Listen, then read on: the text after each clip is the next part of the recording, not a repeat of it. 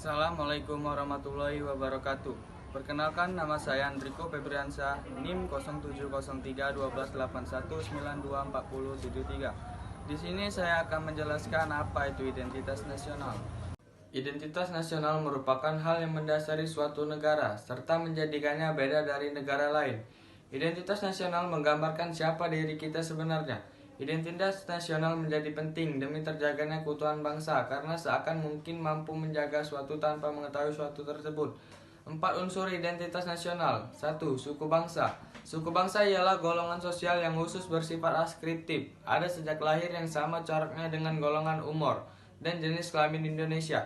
Terdapat banyak sekali suku bangsa atau kelompok etnis dengan tidak kurang dari 300 dialek bangsa populasi penduduk Indonesia. Saat ini diperkirakan mencapai 210 juta. Dari jumlah tersebut diperkirakan separuhnya berada etnis Jawa, sisanya etnis yang mendiami kepulauan di luar Jawa, seperti suku Makassar, Bugis 3,68%, Batak 2,4%, Bali 1,88%, Lombok 1,66%, dan Aceh 1,4%. 2. Agama. Bangsa Indonesia dikenal dengan bangsa yang beradat. Agama-agama yang tumbuh dan berkembang di Nusantara adalah Islam, Kristen, Katolik, Hindu, Buddha, dan Konghucu.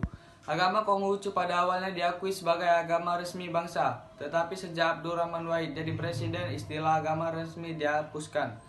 3. Kebudayaan. Kebudayaan adalah pengetahuan manusia sebagai makhluk sosial yang isinya adalah perangkat-perangkat atau model-model pengetahuan yang secara kolektif digunakan oleh pendukung-pendukungnya untuk menafsirkan dan memahami lingkungan yang dihadapi dan digunakan sebagai rujukan atau sebagai pedoman untuk bertindak sesuai dengan lingkungan yang dihadapi.